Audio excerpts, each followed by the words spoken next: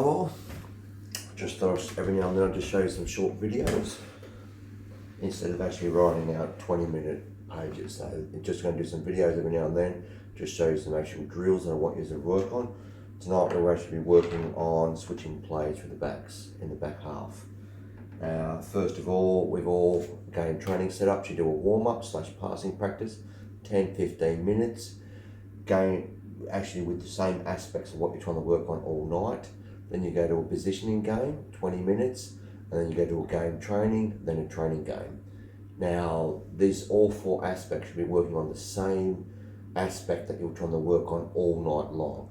So the first one we're trying to work on is actually tonight we're trying to work on switching play through the backs in your back half. So you might have a passing drill realistic to what you're trying to work on. Player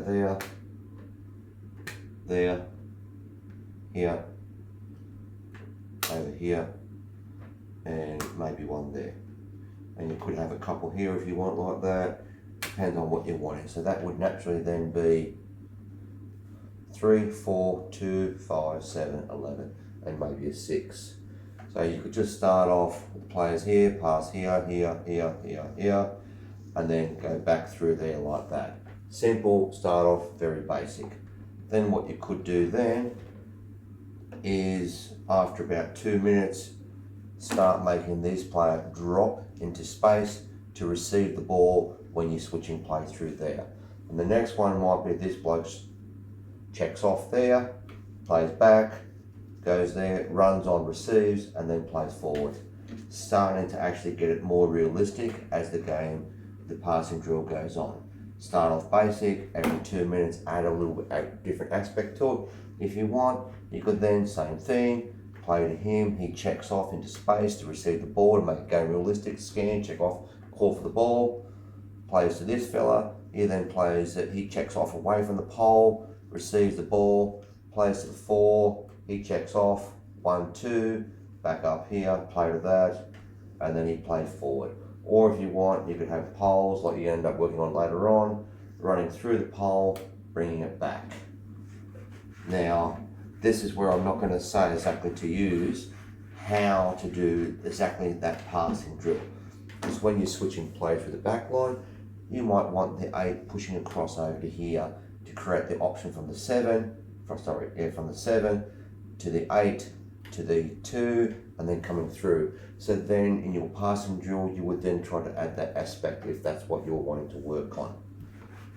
If that's how you believe switching plays from the back line, you should be doing it.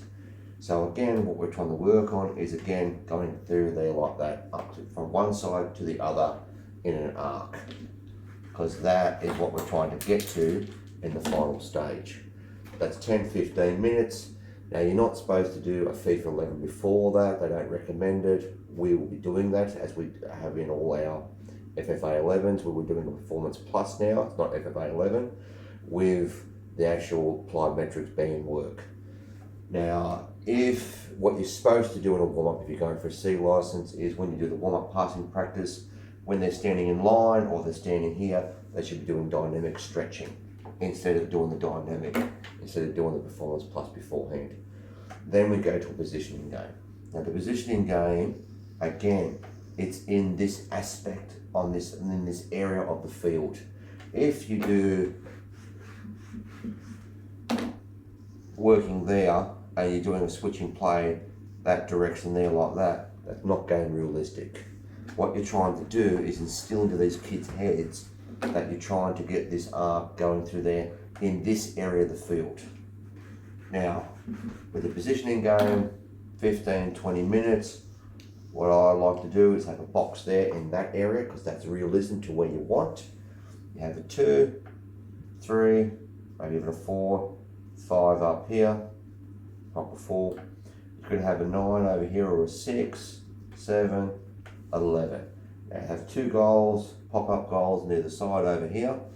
So now what the idea is, same with them, they have a couple of players in the same positions but switched. So exactly there like that, X's are representing them. The ball starts over on either side, the ball goes through these players into the goal. So what will happen there is you try to get the players to naturally drop to create the actual switch going through there. You can do it the other way too, through the top into that area.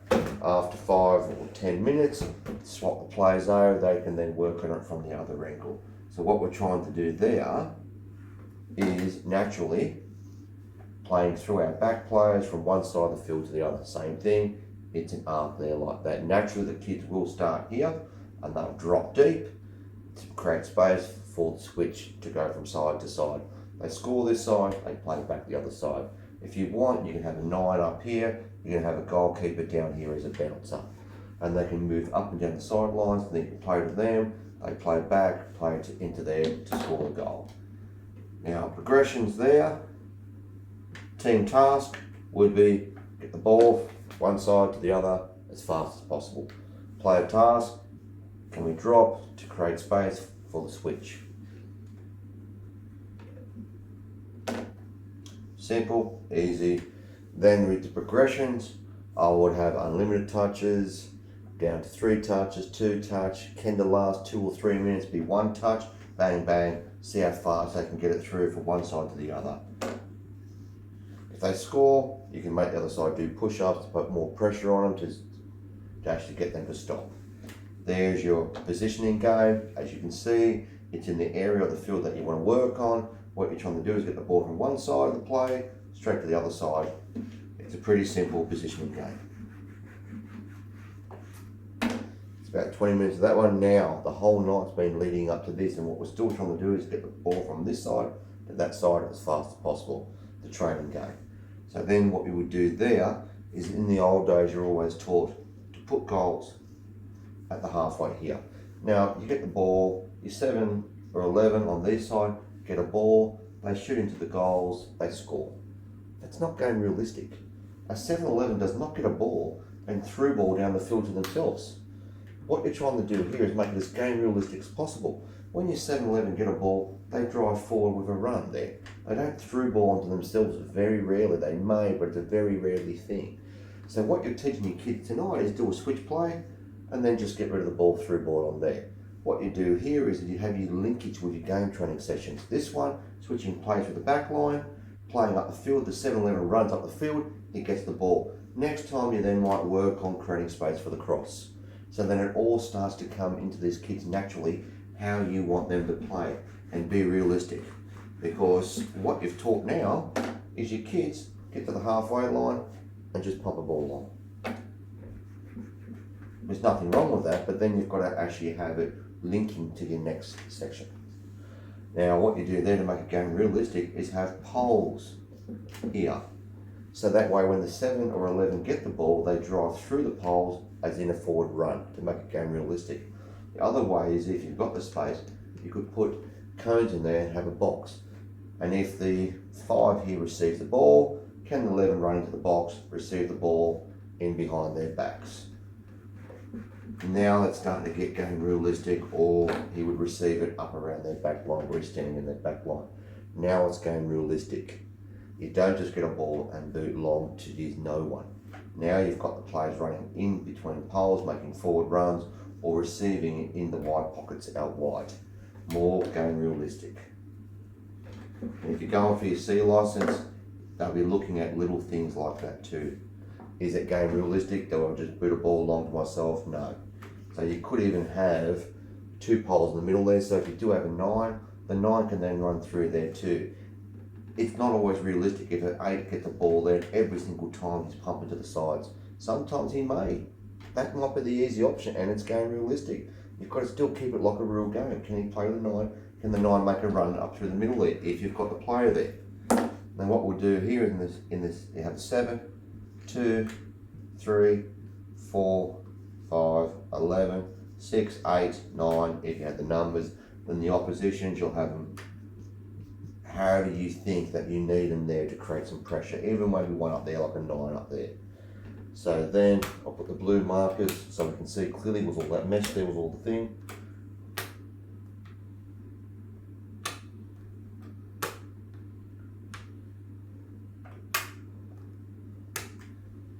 Now, team task. First thing, you stop it after a while and give them a team task. Team task is, can we switch play through the back line, up to the other side to make forward runs through those areas. That is the team task.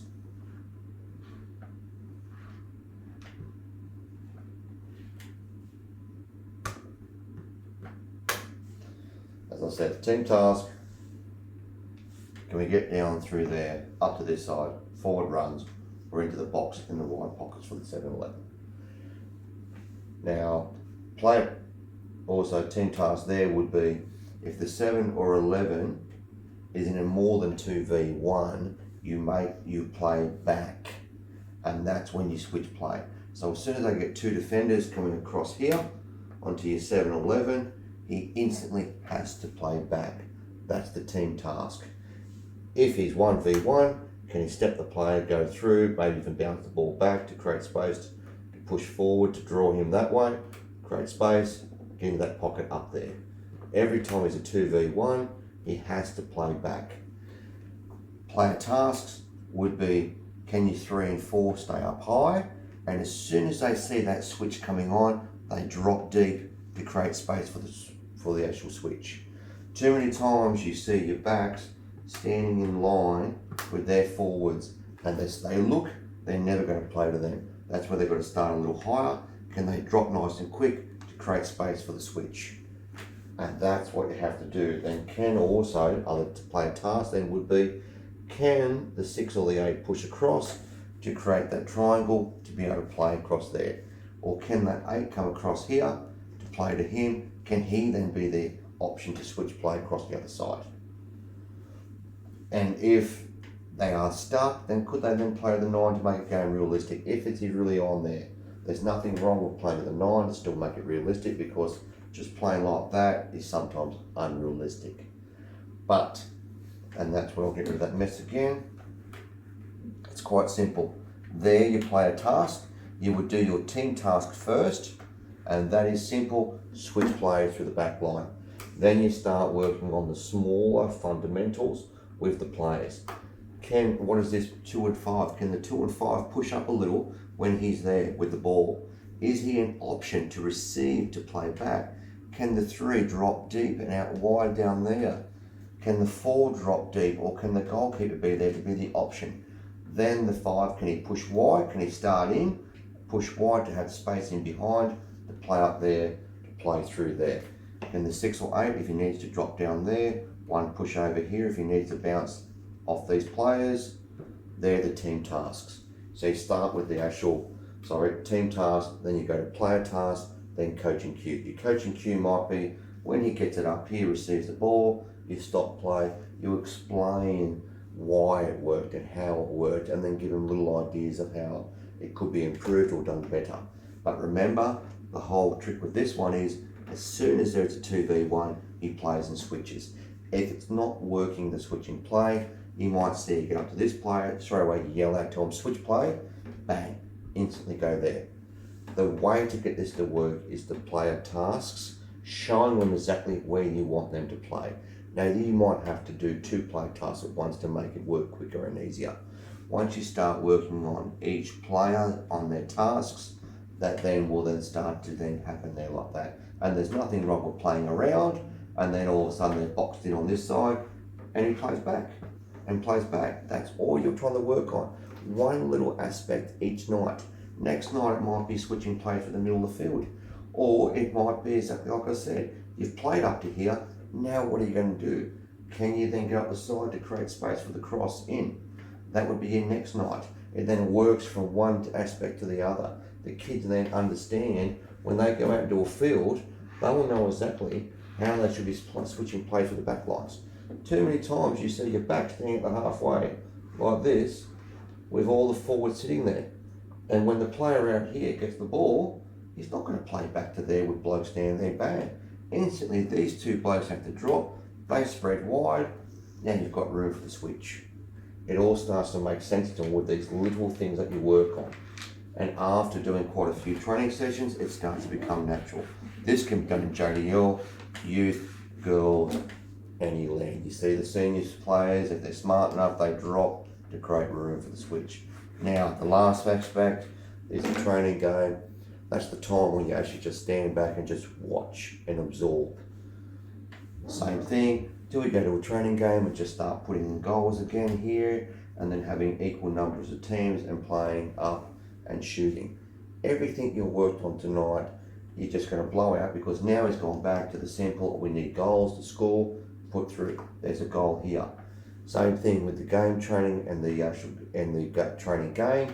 Swap the players over, give them both turns, but try to keep them in relative positions to the way they're playing on the field.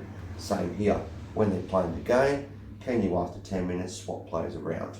But again, you've been working on switching play and then getting forward runs or getting into the 7 or 11 into the box, into the wide area to receive the ball in behind their lines. So should we do not then put goals in there, and then again put poles in if we have to, or worst case you can have a zone. The whole area can be a zone. Get the ball into that area, or you can have box zones in those areas. So again, you're still trying to make it realistic. You get into this area, then next time you work on that aspect on that front half. But again, keep it simple, keep these rules up there, stand back, watch. And after these kids have been doing a passing drill for 15, 20 minutes, they've done a passing drill that goes there like that. They've done a possession game that goes across the field like that. They've been doing a game training like that. This is for about an hour and 10 minutes they have been doing, working like this. What do you think happens when they start to play a game? They will start to do this. It's instilled in their mind.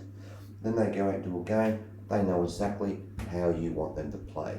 You have to be disciplined in this game training all night. They will know how to do it on a field, bang. They instantly know it. You've only probably got to do these once or twice a year, and they know what you're talking about. All right, thanks for that. If